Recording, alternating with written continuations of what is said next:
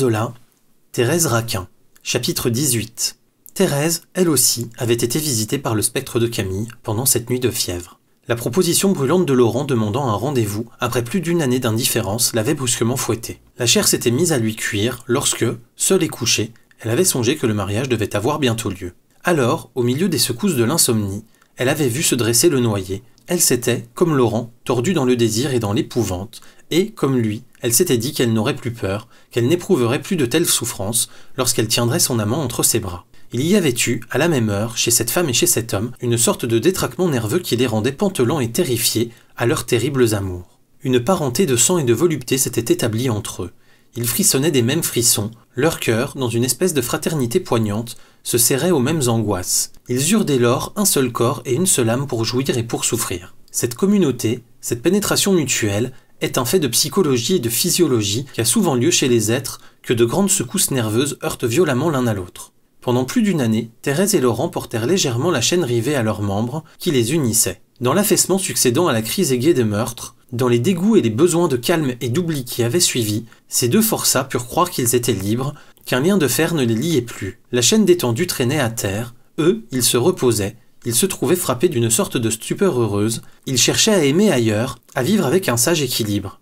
Mais le jour où, poussés par les faits, ils en étaient venus à échanger de nouveau des paroles ardentes, la chaîne se tendit violemment, ils reçurent une secousse telle qu'ils se sentirent à jamais attachés l'un à l'autre. Dès le lendemain, Thérèse se mit à l'œuvre, travailla sourdement à amener son mariage avec Laurent.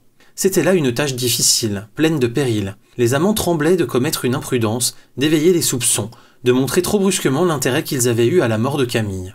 Comprenant qu'ils ne pouvaient parler de mariage, ils arrêtèrent un plan fort sage qui consistait à se faire offrir ce qu'ils n'osaient demander par Madame Raquin elle-même et par les invités du jeudi. Il ne s'agissait plus que de donner l'idée de remarier Thérèse à ces braves gens, surtout de leur faire à croire que cette idée venait d'eux et leur appartenait en propre. La comédie fut longue et délicate à jouer.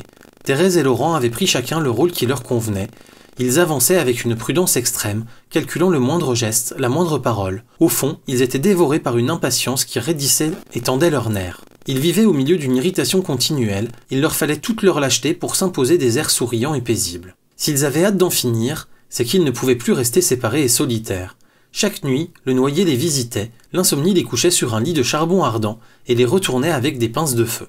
L'état d'énervement dans lequel ils vivaient activait encore chaque soir la fièvre de leur sang, en dressant devant eux des hallucinations atroces. Thérèse, lorsque le crépuscule était venu, n'osait plus monter dans sa chambre. Elle éprouvait des angoisses vives quand il lui fallait s'enfermer jusqu'au matin dans cette grande pièce, qui s'éclairait de lueurs étranges et se peuplait de fantômes dès que la lumière était éteinte. Elle finit par laisser sa bougie allumée, par ne plus vouloir dormir, afin de tenir toujours ses yeux grands ouverts. Et quand la fatigue baissait ses paupières, elle voyait Camille dans le noir, elle rouvrait les yeux en sursaut.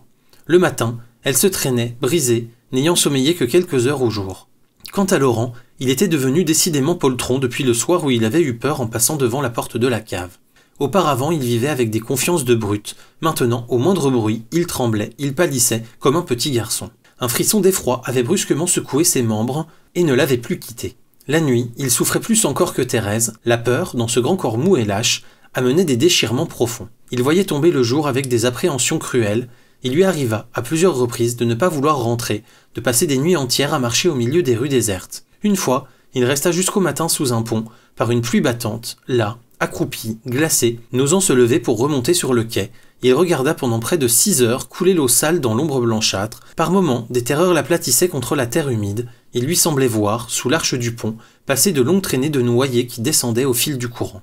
Lorsque la lassitude le poussait chez lui, il s'y enfermait à double tour et s'y débattait jusqu'à l'aube, au milieu d'accès effrayants de fièvre. Le même cauchemar revenait avec persistance. Il croyait tomber des bras ardents et passionnés de Thérèse entre les bras froids et gluants de Camille. Il rêvait que sa maîtresse l'étouffait dans une étreinte chaude, et il rêvait ensuite que le noyer le serrait contre sa poitrine pourrie dans un embrassement glacial. Ces sensations brusques et altérées de volupté et de dégoût, ces contacts successifs de chair brûlante d'amour et de chair froide amollie par la vase, le faisaient haleter et frissonner, râler d'angoisse. Et chaque jour, l'épouvante des amants grandissait. Chaque jour, leurs cauchemars les écrasaient, les affolaient davantage.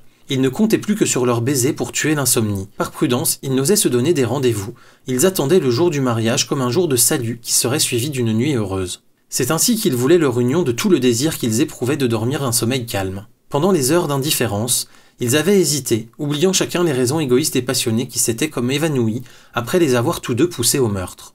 La fièvre les brûlant de nouveau, ils retrouvaient au fond de leur passion et de leur égoïsme ces raisons premières qui les avaient décidés à tuer Camille pour goûter ensuite les joies que, selon eux, leur assurait un mariage légitime.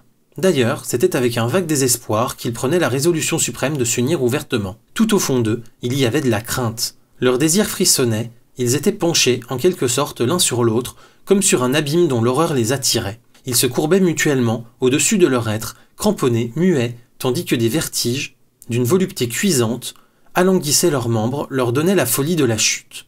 Mais en face du moment présent, de leur attente anxieuse et de leur désir peureux, ils sentaient l'impérieuse nécessité de s'aveugler, de rêver un avenir de félicité amoureuse et de jouissance paisible. Plus ils tremblaient l'un devant l'autre, plus ils devinaient l'horreur du gouffre au fond duquel ils allaient se jeter, et plus ils cherchaient à se faire eux-mêmes des promesses de bonheur, à étaler devant eux les faits invincibles qui les amenaient fatalement au mariage. Thérèse désirait uniquement se marier parce qu'elle avait peur et que son organisme réclamait les caresses violentes de Laurent. Elle était en proie à une crise nerveuse qui la rendait comme folle. À vrai dire, elle ne raisonnait guère, elle se jetait dans la passion, l'esprit détraqué par les romans qu'elle venait de lire, la chair irritée par les insomnies cruelles qui la tenaient éveillée depuis plusieurs semaines. Laurent, d'un tempérament plus épais, tout en cédant à ses terreurs et à ses désirs, entendait raisonner sa décision. Pour se bien prouver que son mariage était nécessaire et qu'il allait enfin être parfaitement heureux, pour dissiper les craintes vagues qui le prenaient, il faisait tous ses calculs d'autrefois.